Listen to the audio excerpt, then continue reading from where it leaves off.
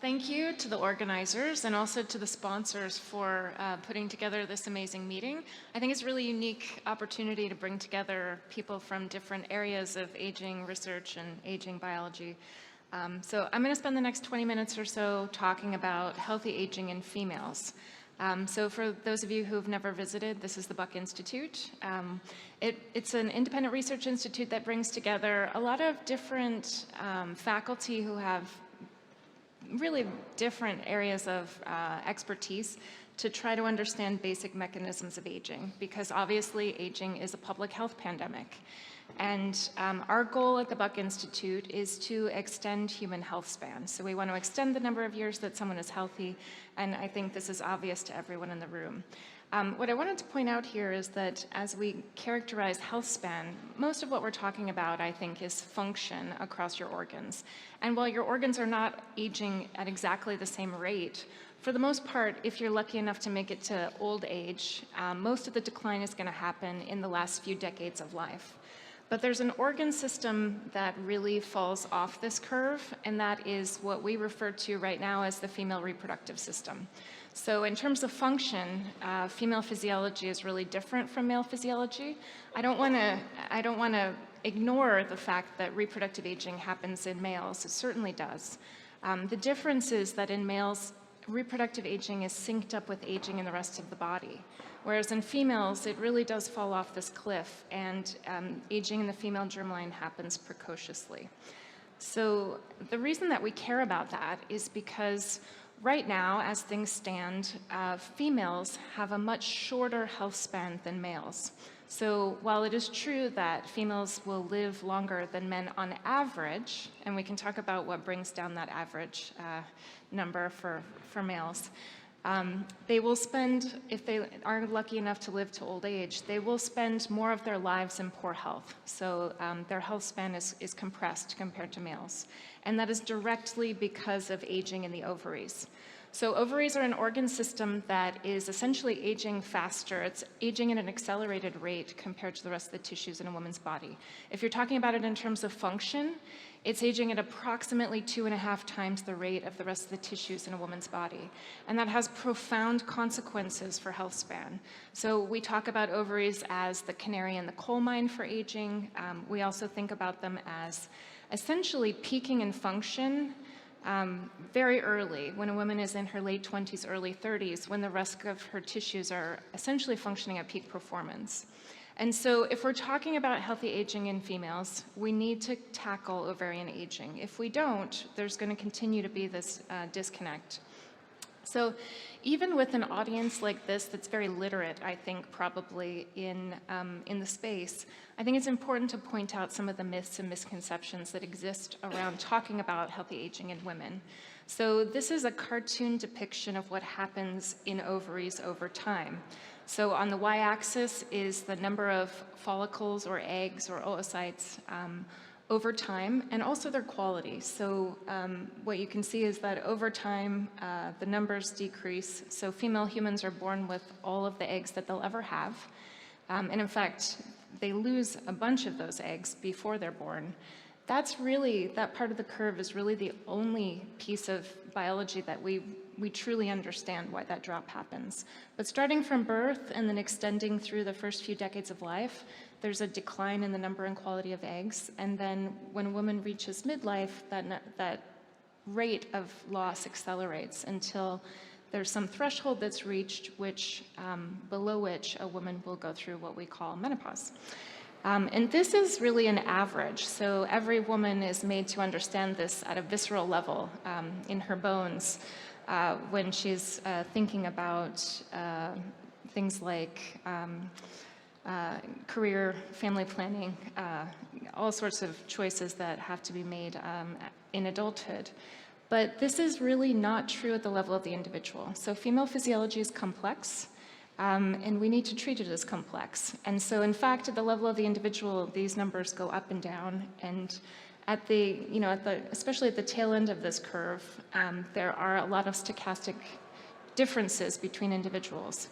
And so, to me, what this points to is that we need to think about female physiology as as an entire system. And in order to have ovaries functioning properly, we need to optimize every part of that system. So when I think about ovaries, I think most people think of them as important for reproduction, which is absolutely true. You can't have fertility without functioning ovaries. But ovaries really sit at the center of a signaling network that, and I don't want to simplify this, I don't want to make it simpler than it actually is, but ovaries are talking to almost every tissue in a woman's body. And it's a two-way chemical conversation that's happening between ovaries and brain, ovaries and skin, ovaries and heart, ovaries and bone. And those conversations are all unique and complex and different. But I think what we can say is that because we know what happens when you take ovarian function away, what they're doing is promoting health. So I think about ovaries as the architects of health in female bodies. And we can also then think about them as the pacemaker for aging, because essentially when those conversations change with age or when they stop with age, that uncovers a whole host of different health risks. So I think that if you don't remember anything else from my talk, if you're interested in thinking about healthy aging in females, you need to refocus things through the lens of ovarian function. I would also say I would love to stop calling them reproductive organs. So I would ask all of you to stop calling them reproductive organs, because that's certainly one thing that they do, but they're also so important for other things. And so by calling them reproductive organs, I think that what we've done is allowed people to pigeonhole all of women's health, which is essentially 50% of the population, through the lens of fertility. And in some ways, make it small, make it a niche subcategory of medicine. So call them ovaries, call them fallopian tubes, call them testes, but don't call them reproductive organs. Thinking through what it means to have ovarian dysfunction, whether it's related to normal aging or whether it's related to some pathological condition. At any age, ovarian dysfunction uncovers different kinds of health risks. So I want to stop bookending this conversation with fertility and menopause. We need to broaden the conversation much bigger than that. So I think it's a major misconception that that's all that we're talking about. So in very young women who are, for example, preteens, if ovaries aren't functioning properly, that can uncover risk for having issues going through puberty or irregular menstrual cycles. If ovaries aren't working properly for a woman in her 20s, that could uncover risk for things like polycystic ovarian syndrome, PCOS, or POI. For a woman in her 30s, if ovaries aren't functioning properly, that uncovers risk for infertility and miscarriages and things that I think we're all very familiar with. When ovarian function starts to fluctuate, that's an important thing to keep in mind. During perimenopause, it goes up and it goes down. That uncovers risk for all of the different symptoms that we associate with perimenopause. And then at and after menopause, when ovaries stop functioning, that uncovers a whole host of other health risks, which I'll get to in a second. But what I want to bring home with this slide is just that ovarian function is important across a woman's lifespan. And it's something that if we're going to talk about healthy aging in women, this is where we have to start. So menopause is a single day in a woman's life. It's the day on which a woman hasn't had a menstrual cycle for 12 months. Everything before that is perimenopause or premenopause, and everything after that is postmenopause. And what happens after menopause when ovaries are no longer functioning the way they were before? And I think it's important to say that ovaries are still doing something. We know that because if you remove ovaries from postmenopausal women, they have poorer health outcomes than women who retain their ovaries. So this is an area of active research, and I think it's really important not to pigeonhole everything around thinking that ovaries have stopped working at menopause. But when they stop working the way they were before, that uncovers a risk for cardiovascular disease, osteoporosis, cognitive decline, all the things that are listed here. And I really think about this as an issue of equality, because these are things that impact every decision a woman makes as an adult, and men simply don't have to contend with this. So from my perspective, I think tackling ovarian aging is really important for many reasons, but this is the thing that I think is most compelling. Menopause is an interesting piece of ovarian dysfunction to study because humans are very unusual. So there's almost no other species that go through menopause. It's us, possibly some non-human primates, maybe giraffes, and then a couple of species of whale. And as you can see, it's not even whales that are on the same branch of the evolutionary tree. So the question of why human females go through this reproductive decline in the middle of their lives at all is completely unanswered. We don't know. But what this tells me as a biologist is that menopause is probably not necessary. Most animals don't do it. And so thinking through trying to extend the endocrine function of ovaries is something that I think is really worth our time. I think fertility and the endocrine function of ovaries are at least partially separable. And so we're not necessarily talking about extending fertility indefinitely. What we're talking about is keeping that health-promoting function of ovaries through the end of a woman's life. There's many reasons to do this. One important one is that reproductive span, or the age at which a woman goes through menopause, is correlated with overall lifespan. So women who go through menopause later tend to live longer. I want to be very clear that that's an average statistic, so that doesn't mean as an individual that if you went through menopause early that you're suddenly going to die young. But it is an interesting correlation. And if you look at the x-axis here, you'll notice that this is a huge range of ages. It spans 15 years. So age at natural menopause is one of the most variable signatures in all of human health. And we don't understand this variability, but I think that if we could understand the inter-individual variability for something like age at natural menopause, that would give us some clues about what those underlying drivers of ovarian aging are. Importantly for the men in the room, the brothers of women who go through menopause later also tend to live longer. So there's some genetic components here that are important for men and for women.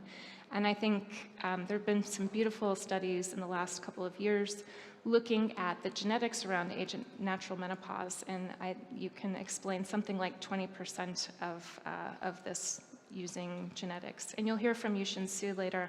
I'm not sure she's going to talk about this, but she's done some beautiful work in the space. So why are we here?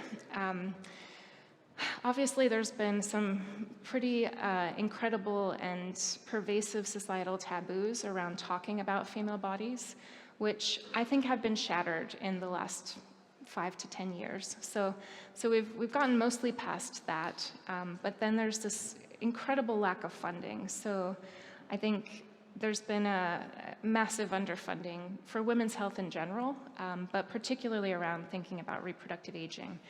This is NIH budget from last year, and of course NIH is the biggest biomedical research funding body in the US. This is reflected in funding bodies across the world, that of their entire budget, about 10% of it went to all of women's health, and then what I would consider a rounding error went to study these questions around ovarian aging. On the private side, it's not much better. So in terms of investment in companies that are focused on women's health, all of women's health, the numbers are getting better, again, tenfold higher than they were 10 years ago. 5 years ago, 6 years ago now. But it's still less than 4% of all the total investments. And just from a purely economic perspective, this doesn't make a lot of sense to me. When you think about, especially the women who are in the older demographic, who are interested in fertility, menopause, things like that, these are, 80% of those people are making the decisions for their household and spending the money. So there's a huge market here that I think is largely untapped, and it's a really amazing investment opportunity. I'm happy to tell you about all the companies I know about that are looking for investors right now that I am not connected to. It is getting better, looking at it from the perspective of the public funding. Year over year, the numbers have been increasing for ovarian aging, but if you look at the actual dollar amounts, it's still laughably small, ridiculously small. And so this is something we have to change. On top of the lack of funding in general, there's also obviously been a real sex bias in biomedical research. We haven't really been studying females, and so if we don't study them, we're not going to learn anything. This is also changing, but I would say because the male body has been biology's baseline for over a century, we're decades behind where we should be in terms of understanding what are the driving forces behind ovarian aging. Like, what are the causal factors? Not how can we remediate after the fact, but what is actually causing ovaries to age prematurely? And if you think about it just from a purely nerdy scientist perspective, if we care about aging biology, thinking about these organs that are essentially a model for accelerated human aging and understanding what's causing them to age faster will hopefully give us clues about aging in the rest of the body. So coming back to this slide, these are the questions that we want to answer. What's driving it? Why is it so variable at the level of the individual? And why does it happen so early? We know so much about the downstream consequences, but we really don't understand these really basic questions. So about almost 5 years ago now, the Buck Institute started 2 initiatives that are focused on trying to answer these questions. We call it a moonshot initiative because nobody's ever done this before. And we started a center, which we've just renamed to the Center for Healthy Aging in Women. And the goal of the center is truly to answer these questions, to serve as an innovation hub, to serve as a place where we facilitate and accelerate moving the science forward, both internally and externally. And I'll tell you, if you heard my talk a few years ago, I gave a little overview of this, but I want to tell you about what we've done in the last couple of years. It's pretty exciting. This was the first center in the world to focus on reproductive aging in females as a lens through which to understand aging in the rest of the body. And this is the Center for Healthy Aging in Women. So it's made up of faculty who are at the Buck. You probably recognize this guy. He's going to give a talk, I think, on Friday. But also faculty and residents. So Francesca Duncan has a lab at Northwestern, but she also has a footprint at the Buck. I'll talk about the reproductive hub in a minute. We have an amazing senior scientist who is an evolutionary biologist who studied the evolution of the female form for her whole career and is now focused on trying to understand the evolution of menopause. And I put this up here because she recently published a book, a popular science book about the evolution of the female form. I highly recommend you check it out. Then we have adjunct faculty who are actually based elsewhere, but part of our center. And we're pulling together we're strategically pulling together faculty who have expertise and model systems and things that they do, which we think will be really advantageous for us at the center to do things that we couldn't do otherwise. And hopefully we will be putting out a job ad soon to hire someone in the fall. So that's our internal center physically at the Buck Institute. We realized that if we want to make a difference in this space, that we needed to do something global. So there has literally been no funding, and as a result, not a lot of research being done in the space. And it's not because it's not compelling, it's not because it's not exciting, it's not because it's not important, it's because there hasn't been a basis for supporting the work. So almost as soon as we started, we opened this global arm, which we call the Global Consortium for Reproductive Longevity and Equality, or GCRLE, which is a mouthful. And so the goal of the consortium is to, again, facilitate and accelerate translating these basic discoveries that are happening in the lab into women's hands faster. We just decided to rename it because even I can't remember the name sometimes. And I also really wanted to, again, stop calling them reproductive organs. And we can't stop calling them reproductive organs if we have reproductive in the name. So we've renamed to productivehealth.org, and I would encourage you to look at our website if you're interested in what we're doing. I'll talk through some of the resources that we've built, but if you have questions, I'm also happy to answer them later. The biggest thing we've done so far is to give away grants to scientists and clinicians all over the world. So far we've given away $14.5 million to 49 scientists globally. And we're trying to support paradigm-shifting work, risk-taking work, things that will actually push the boundaries. Again, you can read about the grantees on our website, but we've funded a lot of really cool science. You'll hear from some of our grantees here at this meeting. We're thinking through new animals, models of menopause, how the microbiome relates to ovarian aging. We funded a grant that resulted in the discovery of a novel hormone that builds bone. Lots of really cool stuff going on. And over 50 publications just from our grants to date, so in the last 4 years. And overall, the number of citations for ovarian aging has been going up since we started too. So we're trying to build this field. We also made a center at the Buck, a reproductive biology hub, which is like a core facility to do ovarian aging. So if you're coming from outside the field, you're interested in working on ovaries, we've got a core facility that can help you, that can partner with you and help you learn how to do these experiments. We're going to have boot camps where people can send their trainees to us and then they can bring those techniques back to their home labs. We also started an international conference on reproductive aging. We just had our 3rd meeting. We'll have another one next May in the Bay Area probably. We'd love for anybody who's interested in this space to join us. We're also building a knowledge hub, which is not up right now and it's in beta form, but the goal here is to give women, physicians, and scientists credible information about female physiology and also about the science that's coming out. We have done a lot of work both with the UK government and with the US government to try to advance policy. So, we don't want to continue funding this space. We want the NIH to step up and do it. But until we get serious systemic change, this is what has to happen. So I'm not going to go through all the details of what we built, but I would love to talk to anyone who's interested in hearing more. And I'll just say that we also did a huge media campaign over the last few years to try to bring this to the forefront of people's awareness. And I think we've been successful on that front. And now what we need to do is really push the science forward. So I'll thank our scientific advisory councils, Alison Rodriguez, who is really the glue that holds everything together in our organization. We have a translational advisory board that is set up to help our grantees and our center members move things faster into the clinic. And we're grateful to our funders. If you want to get in touch, that's my contact information. What I will say is that a lot of what we've done over the last 4 years is to build the network of people who care about this space. And that means not just the scientists, but also the clinicians who see the patients, the funders, the VCs who fund the companies, the early stage companies, and literally anybody who cares about this and wants to move it forward.